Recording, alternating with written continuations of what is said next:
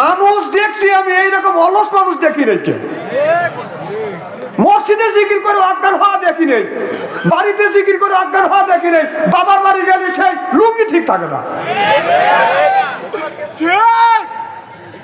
তো বলুন আল্লাহ আল্লাহ আল্লাহু লা ইলাহা ইল্লাহু আল্লাহ আল্লাহ লা ইলাহা মুকাসিরে দ্বীনের নবী মদিনাতে যায়। জোর করে মারহাবা। জন্মভূমির মায়ায় নবী ফিরে ফিরে চায় নবীজি আল্লাহ আল্লাহ লা ইলাহা ইল্লাহু আল্লাহ আল্লাহ লা ইলাহা সকল নবীর সেরা নবী নবী মুস্তাফা। জোর করে মারহাবা। সৃষ্টির আগে আসলেন পরে দয়াল নবী আমার নবীজি আল্লাহ আল্লাহ লা ইলাহা ইল্লাহু আল্লাহ আল্লাহ লা ইলাহা ইল্লাল্লাহ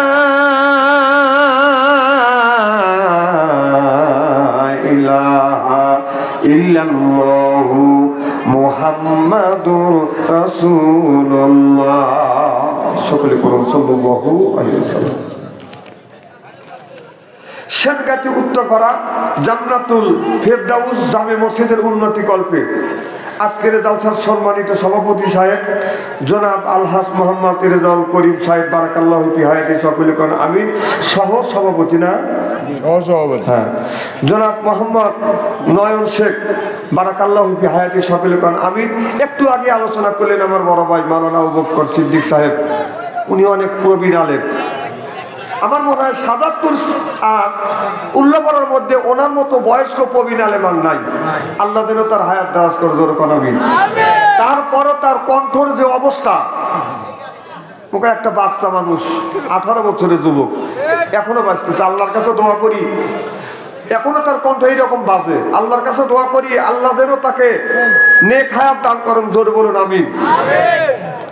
উপস্থিত দিনদার পরহেজগার আল্লাহ ভাইয়েরা পর্দার অন্তর আড়ালে মাহফিল শুনবার জন্য পর্দা করে বসে আছেন আমার পর্দা নিশি মাথার মুকুট মা ও বোনেরা, আমার ছোট্ট চেহের ছোট্ট ভাইয়েরা, সমবয়সী চেহের সমবয়সী বন্ধু, আমার মুরব্বী বাবাজিরা, সকলের উপরে রইল আমার আন্তরিক অভিনন্দন। সর্বপ্রথম সেই মহান আল্লাহ তাআলার লক্ষ কোটি শুকর এবং প্রশংসিত, যিনি আপনাকে আমাকে মনোনীত করে কোরআনের মাহফিল বেহেশতের বাগানের মধ্যে আসা এবং বসার সুযোগ করে দিয়েছেন। তাতে আপনারা খুশি না বেজার? কম না বেশি? আচ্ছা, যারা এখনো আসতে পারে না, শুয়ে পড়েছে অথবা শোয়ার জন্য প্রস্তুতি গ্রহণ করেছে অথবা মেলার মধ্যে ঘোরাফেরা করছে অথবা শ্বাসতালে বসে খালি বিড়ি টানতেছে, আছে না নাই? অথবা কেউ ফেসবুকের মধ্যে লিপ্ত আছে, ওনারা খুশি না বেজার? জোরে বলুন, জোরে বলুন। জিনে তারাও খুশি। ওরা বলতেছে যারা কোরআনের মাহফিলের মধ্যে গেছে ওরাই ঠকছে, আর বাইরে ফিল্ডিং মারতেছে, ফেসবুকের মধ্যে লিপ্ত আছে, ও বিড়ি টানতেছে। তোর বাপদাদা 14 গোষ্ঠী কোনোদিন বিড়ি খায় নাই, খা গু খাগা। আজকে একটা কোরআনের মাহফিল বেহেশতের বাগান, সে জায়গায় আশাবাদ দেওয়া শ্বাসটাল গরম করতেছে, তো এক ঠ্যাঙের উপর আর এক ঠ্যাং তুলে ওকে মানুষ বলা চলে নাকি? কত জোরে জোরে কথা বলতেছে, দেখেন ধরিয়ে নিয়ে যাবিনি না না, ঠিক কিনা বলুন? এতক্ষণ ভয় পেলেন? হ্যাঁ ঠিক, এখানে বাচ্চা বাচ্চাটি ধরছে।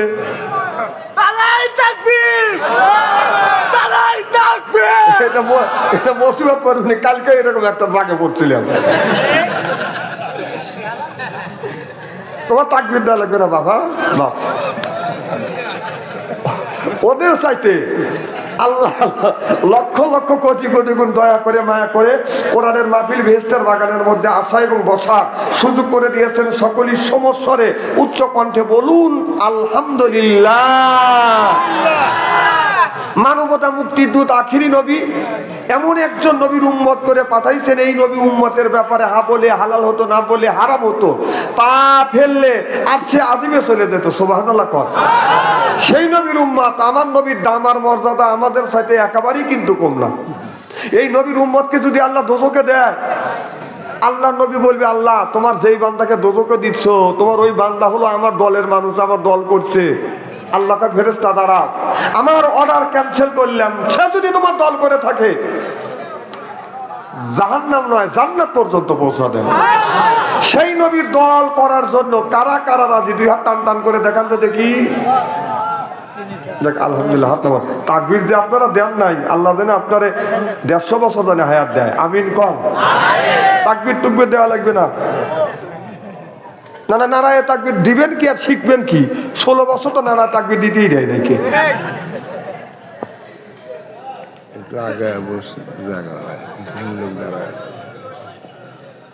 আচ্ছা, আগানোর একটু ব্যবস্থা করা যায় না? এটা আগে আসেন, একটু করে আগে আসলে পিছনের লোকগুলো বসে আগে আসে।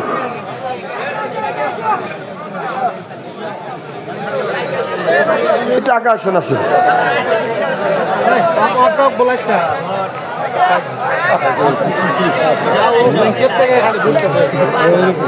চেষ্টা করবেন।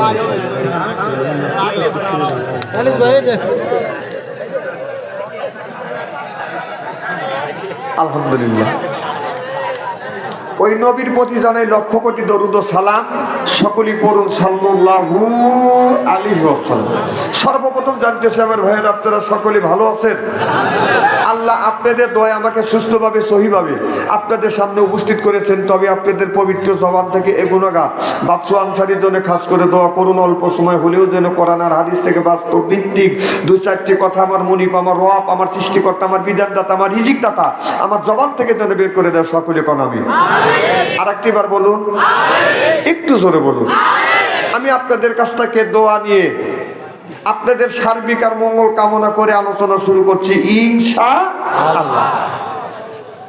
এটা হলো বেহেশতের বাগান। রাসূল বলছে যে তোমরা যদি দুনিয়ায় কোথাও বেহেশতের বাগান পাও, এখান থেকে ফল সংগ্রহ করো। সুবহানাল্লাহ। আর এখানে আসা, এই কোরআনের মাহফিলে বেহেশতের বাগানের মধ্যে আসার একটা নসিব লাগবে। অনেক মানুষ ঘোরাফেরা করতেছে, ঢুকতে পারবে না, কারণ ওর নসিবে আল্লাহ লেখে নাই। আমরা যারা কোরআনের মাহফিলের মধ্যে আসছি, আমরা নির্বাচিত না মনোনীত? জোরে বলুন। নির্বাচিত। এখানে কি আসলে নির্বাচন করে আসছি? ভোটের মাধ্যমে আসছি? তাহলে আপনারা বলেন, যে লোকটা আসছে সেই হলো আল্লাহ যাকে আনছে, আল্লাহ তাকে মনোনীত করছে, আল্লাহ নিজের মনোনয়ন দিয়ে তাকে কোরআনের মাহফিলের মধ্যে আসার সুযোগ করে দিচ্ছে। সুবহানাল্লাহ। না এখন কওয়া লাগবে কেন? বাবির কাছে সুবহানাল্লাহ বলি হবি নাকি? কোন সুবহানাল্লাহ? বাঙালি সুবহানাল্লাহ বলবিরই চায় না। চেষ্টা করবো কিছুদিন পরে, দেখি কোনো ফাঁক ফুক পাই নাকি যে সুবহানাল্লাহ না বলা। তাহলে আমরা যে কোরআনের মাহফিলের মধ্যে আসছি, বসছি, আমরা নির্বাচিত না মনোনীত? কার মনোনীত? আল্লাহর মনোনীত বিধায় আল্লাহ মনোনয়ন দিয়ে কোরআনের মাহফিলের মধ্যে আসা এবং বসার সুযোগ করে দিয়েছে। আল্লাহ তাকে মনোনীত করে নাই। এই দেশের সরকার ডক্টর ইউনূসকে ডেকে এনে মিছিল করেও জান্নাতের বাগানের মধ্যে ঢুকতে পারবে না। নসিব লাগবে, নসিব। এই যে মক্কায় হজ করতে যা, কোটি কোটি টাকা আছে অনেক মানুষের, কিন্তু নসিবে নাই, সে মক্কা যায় নাই।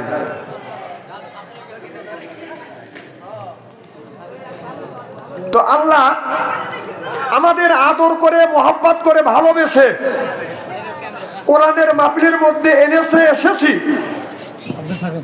আমরা যেন খাস খাস কোরআন হাদিসের কথা শুনে আমল করে যদি আমাদের জীবনটাকে কোরআন হাদিস দিয়ে জীবনটাকে গড়াইতে যদি পারি, তাহলে আমরা হব জান্নাতবাসী। সুবহানাল্লাহ। আল্লাহ রাসূল বললেন যে আমি দুনিয়ার বুকে দুইটা জিনিস রেখে গেলাম। রসুল দুনিয়ার থেকে বিদায় হয়েছে দুইটা জিনিস রেখে গেছে, একটা রেখে গেছে হলো আল্লাহর কোরআন, আর একটা রেখে গেছে রসুলের হাদিস। সুবহানাল্লাহ কর। আল্লাহ রসুল বলেছে কোরআন নামে গ্রন্থ, হাদিস নামে গ্রন্থটাকে তোমাদের কাছে রেখে গেলাম। দুইটা সেল, যেমন আপনাদের উল্লাপাড়া রেল স্টেশনে দুইটা সেলের উপরে আপনার রেলগাড়ি চলে। এই ট্রেন গাড়ি আপনার উল্লাপাড়া থেকে যখন স্টার্টিং করবে দুইটা চাক্কার উপরে করতে করতে করতে করতে ঢাকা কমলাপুর স্টেশন পর্যন্ত পৌঁছে যাবে। আল্লাহ রসুল এই কথাই বলছে যে দুইটা জিনিস রাখলাম, একটা কোরআন আর হাদিস। তোমাদের জীবন নামে গাড়িটাকে কোরআন আর হাদিসের উপরে তুলে জীবন নামে গাড়িটাকে চালানো শুরু করো, একদিন চলতে চলতে চলতে চলতে জান্নাতুল ফেরদাউস পর্যন্ত পৌঁছে যাবে।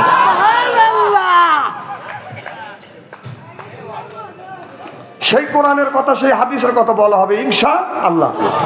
এই দুনিয়াটা কয়দিন ধোঁকা, দুনিয়াটা কি ধোঁকা, আজ আছে কাল নাই, আজ নইলে কাল কয়দিন হবে, 2 দিন হবে। তাহলে দুনিয়াটা ধোঁকা, এ কথা বলছে কে? আল্লাহ। আল্লাহ বলছেন আমানা হায়াতি দুনিয়া ইল্লা মাতাওয়াল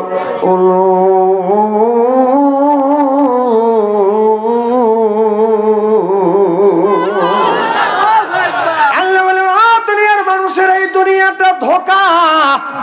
যিনি তৈরি করেছেন, যিনি দুনিয়াটা সৃষ্টি করেছেন, যিনি দুনিয়াটা বানাইছেন, তিনি বলেছে আমাল হায়াতুদ দুনিয়া ইল্লা মাতাউল উলুম।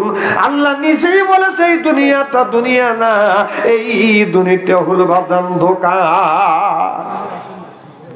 এখন যদি আপনি আপনার দাদার কথা, বাবার কথা, পলদাদার কথা যদি চিন্তা করে দেখেন, তারা এই ঘরে এই বাড়িতে বসবাস করেছে, এখন তারা নাই।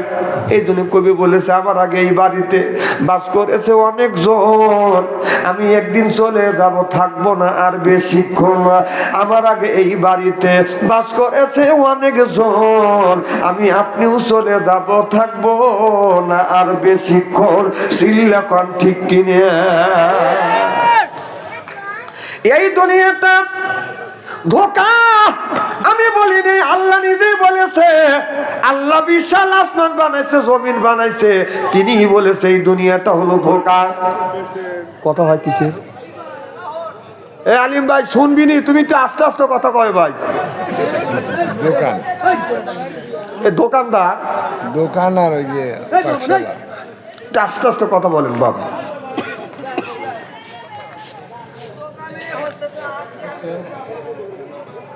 কি জন্য বলতেছিলেন? ধোকা, ধোঁকা। দুনিয়াটা ধোকা। আমার ভাইরা আমার, আমি বাস্তব যদি একটু প্রমাণ করে দেই আপনাদের বুঝতে পারতাম সহজ হবে। কারণ আমি মাহফিল করে বাড়িতে যখন ঘুমাচ্ছি, জানলা খুলে আমার জানলার নিচে দেখছে 2-4টা পোলাপান বাদান খেলাধুলো করতেছে, পুতুল পুতুল খেলা খেলতেছে। মেয়েটা বউ হয়েছে, আর একটা ছেলে, একটা বাচ্চা ছেলে বাদান স্বামী হয়েছে। বউ বউ খেলে, কি খেলে না? কথা কয় না রে, আজকে ওয়াজ করাবেন না আপনারা। আমার ভাইরা আমার, দেখি ছেলেরা বউ বউ খেলছে, একজন বউ হচ্ছে আর একজন স্বামী হচ্ছে। ছোট্ট করে বাদান আপনার কলার পাতা দিয়ে, পলিংটিন দিয়ে বাদান, শোলা দিয়ে, এরপরে পাটখড়ি দিয়ে, একটা কুঞ্চি দিয়ে ঘর বানাইছে। 2টা মাঝখানে বাদান পার্টিশন করছে, 2টা রুম বানাইছে। এরপরে স্বামীকে বলতেছে, স্বামী তাড়াতাড়ি বাজারে যাও, তেল নাই, পেঁয়াজ নাই, লবণ নাই, হলুদ নাই, তাড়াতাড়ি নিয়ে আসো। স্বামী বিচারাটা, আমি চিন্তা করলাম বাজারে যাবে, বলে দেখি স্বামীটা কই যায়। এখন দেখি আপনার উঠোনের মাঝখান দিয়ে ঘোরাফেরা করতেছে। একটা শপিং বাদান ব্যাগ নিছে, ব্যাগ নিয়ে পলিথিন, একটা শপিং ব্যাগ নিয়ে বাদান আপনার কিছু বাদান আপনার গুঁড়া মাটি নিয়ে আসতেছে। এরপরে আপনার ইটখোল দিয়ে বাদান হলুদ বানাইছে। আপনার তরি তরকারি লতা পাতা আনিয়ে ওই মেয়েটার কাছে দিয়ে বলতেছে, ছেলে আজ 9 বছর ধরে আপনার মালয়েশিয়া গেছে, 9 বছর ধরে মালয়েশিয়া গেছে। বড় ছেলেটা টাকা পয়সা পাঠায় না, সংসারটা চালাবো কেমনি? ওরা যে কাজগুলি করতেছে আসলে ধোঁকা না সত্য? ধোঁকা। আমি বলি এইটাই বুঝতে চাচ্ছি।